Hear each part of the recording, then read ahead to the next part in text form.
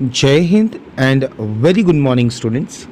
Welcome back again in the class of Social Science, where I welcome you in the third lecture or the third part of chapter number 13, Manufacturing Industries, where I welcome each and every student of Standard 10th. Students, hope you all are fit, fine, and healthy at home and doing well. I also hope that the last two parts of the same chapter you have seen that parts, and if you have not seen yet, then please, the links had been given in the description. You can go back and watch the videos first, so you will understand this video better. And those who have seen that video will initiate with me to the next industries, which is a mineral based. So students, in the last two parts we have discussed about the various agro based industries. Okay, hope you all have remembered that, like cotton industries, jute industries, paper industries. Yes or no? These all things we have discussed in the past lecture. Now we are going to initiate with mineral based industries.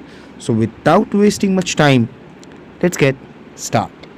So the mineral based industry, students, what is mineral? In the smaller standard, we have discussed that everything which can be found from the mine and can be useful for the mankind is called mineral.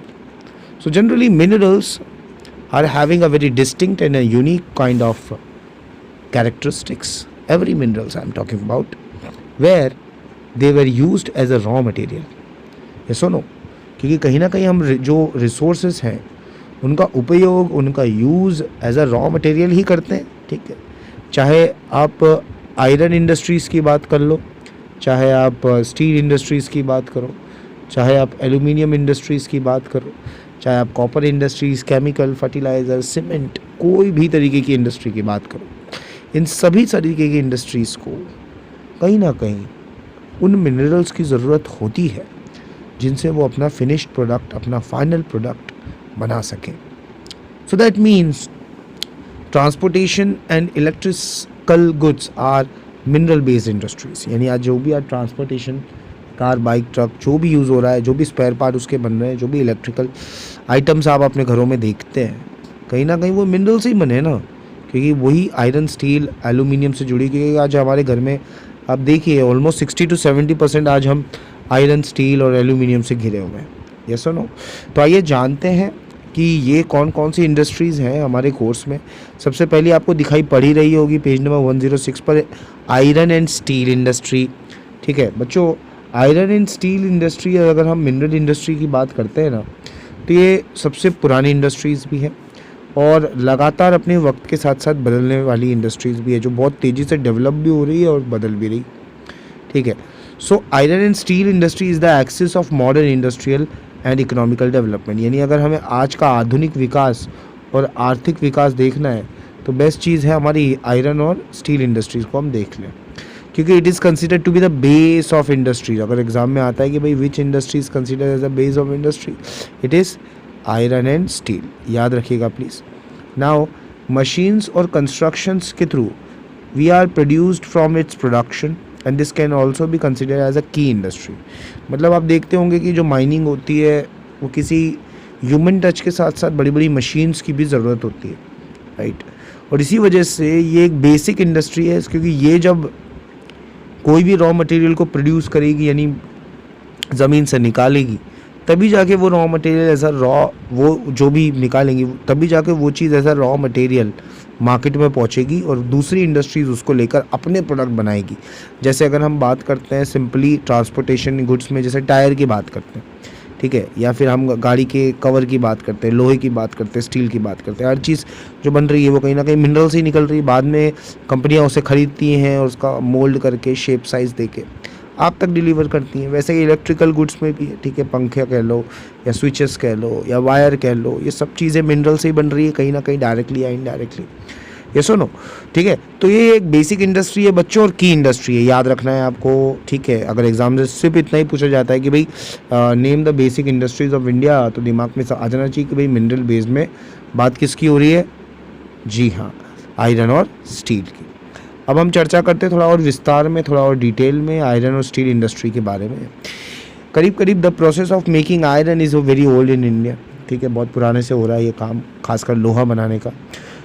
लोहा iron was imported from India to make swords in Damascus, ठीक है। उस समय Damascus जो राज्य था India के बाहर, वो राज्य में भारत से चीज़ें इंपोर्ट की जाती थी, ठीक है, क्या बनाने के लिए, स्वॉर्ड बनाने के लिए। स्वॉर्ड पता है सभी लोगों को क्या होती, तलवारें, ठीक है। The first factory in India to produce iron is been established at, please underline it's, Porto Novo in Tamil Nadu, ठीक है। भारत में सबसे पहली लोहा इस्पात कंपनी थी प्रोटोनोवा, स्टैब्लिश एट प्रोटोनोवा नाम की जगह पर, और तमिलनाडु थी।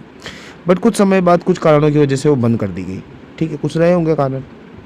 अब a successful production of raw iron was made at Kulti, तो कुल्टी नाम की जगह पर पहली बार जो सक्सेसफुल तरीके से आयरन को एक्सट्रैक्ट किया गया, ठीक है, प्योरीफाई किया गया। और 1907 का जब वक्त आते आते Jamshedpur has started producing iron steel in very huge और द वेरी लार्ज स्केल, ठीक है। तो ये एक अच्छा पॉइंट है हमारे लिए कि जमशेदपुर जो कि हमारे भारत में ही है, ठीक है, वो वहाँ पे आयरन और स्टील 1907 तक आते आते काफ़ी ज़्यादा प्रोड्यूस होना शुरू हो गया था। इसके अलावा factories were also established at Burnpur, West Bengal, Bhadravati and Karnataka, ये जगहों पर भी फैक्ट्रीज़ जो हैं वो लगाई गई हैं। आयरन एंड स्टील फैक्ट्रीज़ की अगर हम बात करते हैं तो it were being also located in Bhilai, Rourkela, Durgapur, ये 3 जगहें हैं आपको याद रखनी है, ठीक है। आयरन और स्टील इंडस्ट्रीज़ का हब भिलाई, राउरकेला और दुर्गापुर, ठीक है, दुर्गापुर सॉरी, ठीक है। तो ये after understanding this 3 places let's move on कि आयरन और स्टील इंडस्ट्रीज, पहली बात तो ये बहुत लार्ज स्केल इंडस्ट्रीज़ है। लार्ज स्केल इंडस्ट्री ऐसी क्योंकि बड़े लेवल पर काम करती, प्रोडक्शन ज़्यादा चाहिए इनको, मास प्रोडक्शन चाहिए, ठीक है, तो बड़े लेवल पर काम करती है। तो इसमें जो स्टेट्स हैं, जो जगहें हैं, वो खासकर कौन सी, जैसे बोकारो, विशाखापट्टनम और सेलम, ये जगहों पर आपको ज़्यादा आयरन और स्टील इंडस्ट्रीज़ देखने को मिलेगी। इसके अलावा आयरन और coal, limestone, manganese are also used as a raw material of producing iron and steel, यानी आयरन और स्टील को बनाने के लिए आपको किन किन चीज़ों की और ज़रूरत हो सकती है, that is you can see on your screen, iron और कोल, लाइमस्टोन और मैग्नीज। एक छोटा सा मिनी प्लांट भी है जो कि हजीरा के पास में लगा हुआ है, ठीक है, हजीरा नाम अंडरलाइन कर लेना, गुजरात में, ठीक है। The administration of all iron steel factories except Tata is being handed over by Steel Authority of India Limited, यानी टाटा को छोड़कर बाकी जितनी भी भारत में आयरन और स्टील कंपनी है वो किसके अंडर में है, सेल के अंडर में। अब ये सेल क्या है भाई, सेल है steel Authority of India Limited, यानी ये गवर्नमेंट एजेंसी है जो कंट्रोल रखती है मिनरल्स और लाइक आयरन एंड स्टील, ठीक है, कि कितना क्या प्रोड्यूस किया जाएगा एंड ऑल। इसके अलावा इंडिया की अगर हम बात करें तो आयरन और स्टील के मामले में हम विश्व में 5वें नंबर पे आते हैं, 5th पोजीशन पर, ठीक है, world in the iron and steel production, ठीक है बच्चों, पता चल गया सब लोगों को आयरन और steel. Let's see the map also, specially अगर हम बात करें आयरन और स्टील की, ठीक है, तो इसका जो पार्ट है वो स्पेशली आपको यहाँ पर ईस्ट में ज़्यादा देखने को मिलेगा, ठीक है, ईस्ट डायरेक्शन थोड़ी ज़्यादा है, थोड़ा सेंट्रल पार्ट भी है साउथ, सॉरी अफ्रीका का, सॉरी साउथ का हमारा, ठीक है। इसके अलावा वेस्ट में हजीरा है, ठीक है, याद रखना है आप लोगों को, और नीचे साउथ में सेलम जो अभी हमने देखी, सेलम, विजयनगर, भद्रावती। इसके अलावा हम्बा जो इसका हब है, हब मतलब जो सबसे ज़्यादा आयरन और स्टील की प्रोडक्शन है वो आपको इस एरिया से देखने को मिलेगा। याद रखना बच्चों, एग्ज़ाम में मैप बुक में ये पूछा जा सकता है, ठीक है। विशाखापट्टनम, भिलाई, राउरकेला, जमशेदपुर, बहरनपुर, बोकारो एंड दुर्गापुर, ये वो जगहें हैं जहाँ पर सबसे ज़्यादा आयरन इंडस्ट्रीज़ और स्टील इंडस्ट्रीज़ देखी जाती हैं। इसके अलावा अब हम बढ़ रहे हैं एल्यूमिनियम रिफाइनिंग इंडस्ट्रीज़ पर, ठीक है। एल्यूमिनियम की अगर हम बात करें तो ये भी सेम आयरन और स्टील की तरह है, लेकिन फ़र्क यहाँ ये आ जाता है कि एल्यूमिनियम इज़ लाइटर, ठीक है, हल्का होता है, it's lighter and smoother than iron and steel. तो जहाँ पर हमें ज़्यादा वज़न की ज़रूरत नहीं होती वहाँ हम एल्यूमिनियम को यूज़ करते हैं, ठीक है। So after iron and steel industries aluminium industries बहुत इंपॉर्टेंट है क्योंकि ये लाइट वेट होती है। पहली बात क्या हो गई, लाइट वेट मतलब ज़्यादा भारी ना होने के कारण काफ़ी हल्की हो जाती है। स्ट्रॉन्ग भी है, मेलिएबल भी है, इसे चेंज कर सकते हो आप, ठीक है, वायर में बना सकते हो, मेलिएबल है। स्मूथ कंडक्टर ऑफ इलेक्ट्रिसिटी और रस्ट प्रूफ मतलब क्या हो गया कि भाई इससे जंग भी नहीं लगता और एक अच्छा कंडक्टर है इलेक्ट्रिसिटी का। बॉक्साइड इज़ द एल्यूमिनियम ओर, ठीक है, बॉक्साइड आपने जो एलिमेंट देखा है वो एल्यूमिनियम ओर को ही कहते हैं। यानी जब एल्यूमिनियम अपने इम्प्योर फॉर्म में होता है, इम्प्योर फॉर्म में, तब उसे बॉक्साइट ही कहा जाता है। क्या कहा जाता है, bauxite. Other minerals are mixed with aluminium, बाद में मिलाए जाते हैं और उसके बाद फिर कार, रेलवे, एरोप्लेन और बहुत सारी मशीन्स बनाई जाती है, ठीक है, ऑटोमेटिक मशीन, जिससे आपका जो है लाइफ और कंफर्टेबल हो जाए। करीब 40 to 50% जो है वो electricity expenses incurred in electricity, यानी एल्यूमिनियम बनाने के लिए 40 से 50% जो टोटल पैसा होता है वो करीब इलेक्ट्रिसिटी को ही देना पड़ता है, क्योंकि इतनी बिजली इसमें इस्तेमाल होती है इसको इस्तेमाल कर इसे बनाते वक्त। So such industries where found in hydro electricity and bauxite is available easily. तो ऐसी इंडस्ट्री स्पेशली हाइड्रो इलेक्ट्रिसिटी को यूज़ करती है, यानी पानी से बनने वाली बिजली को, ठीक है, जहाँ पे बॉक्साइट वो ईजिली अवेलेबल करा सके। फैक्ट्री स्पेशली एल्यूमिनियम जो बनाती हैं वो उड़ीसा, वेस्ट बंगाल, केरला, यूपी, छत्तीसगढ़, महाराष्ट्र और तमिलनाडु में देखने को मिल जाएगी आपको। राइट बच्चों, ठीक है, एल्यूमिनियम इंडस्ट्रीज़ पता चल गया आप लोगों को, सब लोगों को। लाइट इन वेट है, स्मूथ होता है, मेडिएबल है, राइट, पानी ज़्यादा चाहिए इसलिए बैंक्स पर ज़्यादा होती है। 40 to 50% जो है वो पानी ज़्यादा चाहिए, मीन्स इलेक्ट्रिसिटी के लिए, क्योंकि ये लोग हाइड्रो इलेक्ट्रिसिटी यूज़ कर रहे हैं, ठीक है। हाइड्रो इलेक्ट्रिसिटी सभी को पता है, ठीक है, the water which is generated with the help of water, sorry the electricity which is generated with the help of water, पानी से इलेक्ट्रिसिटी को जनरेट करना। अब हम आ रहे हैं कॉपर इंडस्ट्रीज़, जो कि तीसरी सबसे बड़ी इंडस्ट्रीज़ है after aluminium, that is copper refining. Copper की अगर हम बात करें तो बेस्ट चीज़ कॉपर की क्या है, क्वालिटी क्या है कि भाई ये बेस्ट कंडक्टर, अच्छा या बुरा नहीं है, बेस्ट कंडक्टर है। किस चीज़ का, बस का नहीं, इलेक्ट्रिसिटी का, ठीक है।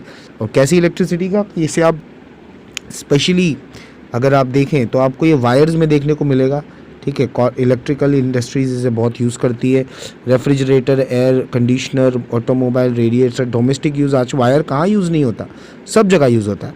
इसलिए पहली जो कॉपर इंडस्ट्री थी वो कब स्टैब्लिश हुई, that is being established by Indian copper corporation, ICC, ठीक है। ये इंटरनेशनल क्रिकेट काउंसिल नहीं है, इंडियन कॉपर कॉरपोरेशन है, ICC, इंडियन कॉपर कॉरपोरेशन, याद रखिएगा, ICC, एट घाटशिला इन झारखंड। घाटशिला नाम की जगह पर झारखंड में पहली बार ICC यानी इंडियन कॉपर कॉरपोरेशन स्टैब्लिश हुई 1972 में। कितनी बार, 1972 में ICC ने सब कुछ हिंदुस्तान कॉपर लिमिटेड यानी HCL को सब कुछ अपना शेयर वेयर सब कुछ ट्रांसफ़र कर दिया। बिसाइड आज तक HCL जो है वो कॉपर को प्रोड्यूस कर रही है by a private sector also, और इसी तरह डोमेस्टिक प्रोडक्शन आज हम कर रहे हैं और इसके साथ साथ हम कॉपर को इंपोर्ट भी करते हैं, यानी दूसरे देशों से भी मंगवाते हैं। अब आ रहा है नेक्स्ट केमिकल इंडस्ट्रीज़, ठीक है बच्चों। केमिकल इंडस्ट्रीज़ यानी जो आजकल अगर हम देखें तो हर जगह पर हमें केमिकल्स देखने को मिलते हैं, बहुत आम हो गया है केमिकल देखना। तो केमिकल इंडस्ट्रीज़ में इंडिया में एक बहुत ही अलग ही पोजीशन है, एक अलग छाप है। जनरली केमिकल्स को दो भागों में बांटा जाता है, एक ऑर्गेनिक और दूसरा इनऑर्गेनिक, ठीक है, एक प्राकृतिक और दूसरा जो प्राकृतिक नहीं है।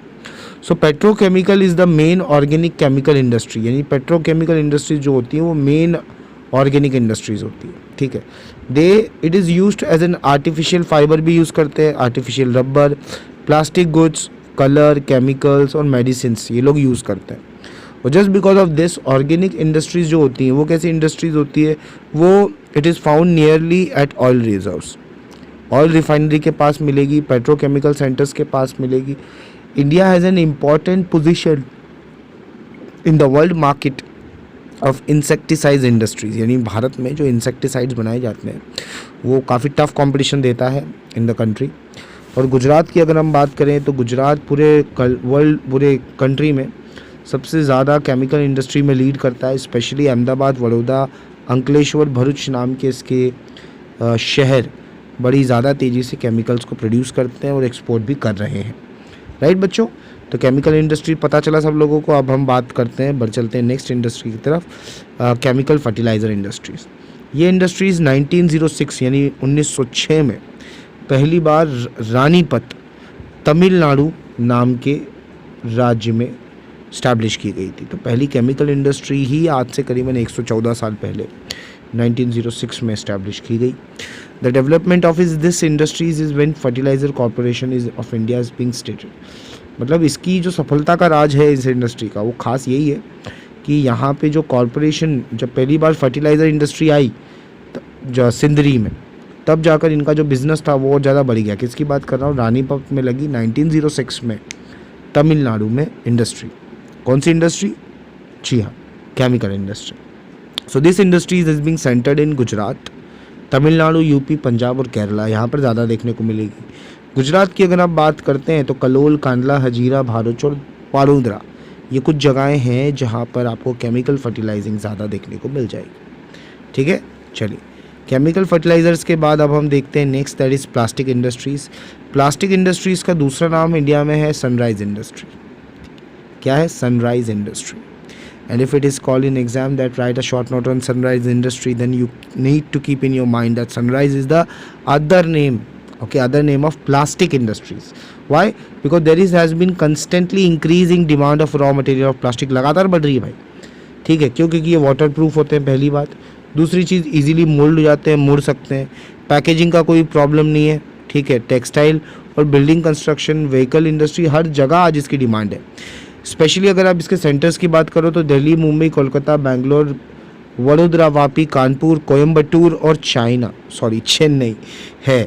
ठीक है, सो ये कुछ जगहें हैं जहां इंडिया में सबसे ज़्यादा प्लास्टिक प्रोड्यूस होता है। ठीक है, from Delhi to China. Okay, then comes to the next and the last industries of today, that is chemical industries, cement industries. Cement industries is inevitable construction. Inevitable मतलब जो दोबारा पहले जैसा ना किया जा सके। एक बार रोड बना दी तो हो बन गई, उसके बाद दूसरी बार ही बनेगी, आप उसको चेंज नहीं कर सकते। एक बार डैम बना दिया तो then you have to be confirm, now you can not change anything. हाँ, you can maintain it properly, but आप उसे चेंज नहीं कर सकते। इंडिया की अगर हम बात करें तो यहाँ पर भी हम चाइना से सीमेंट प्रोडक्शन में पीछे हैं, सेकेंड नंबर पर आते हैं। ठीक है, इसके अलावा it produces the 6% of world production, यानी अगर पूरी दुनिया में 100% सीमेंट बनती है तो उस सीमेंट का करीब 6% भारत में बनाया जाता है। 6% is produced by India, right.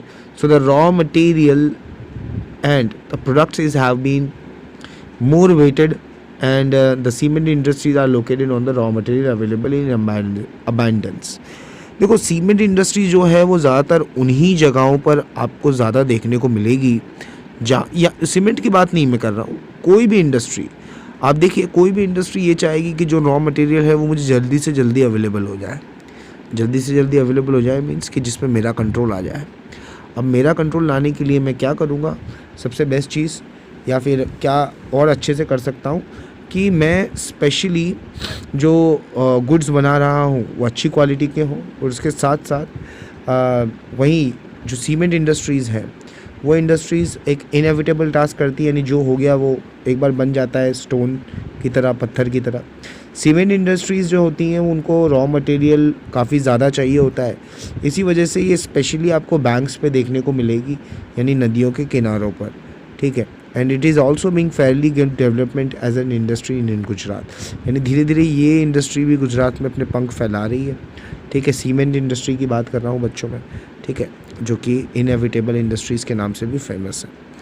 तो बच्चों, उम्मीद करता हूँ यहाँ तक आपको पता चल गया है। सीमेंट इंडस्ट्री तक हमारा लेक्चर नंबर 3 यहाँ पर ख़त्म होता है।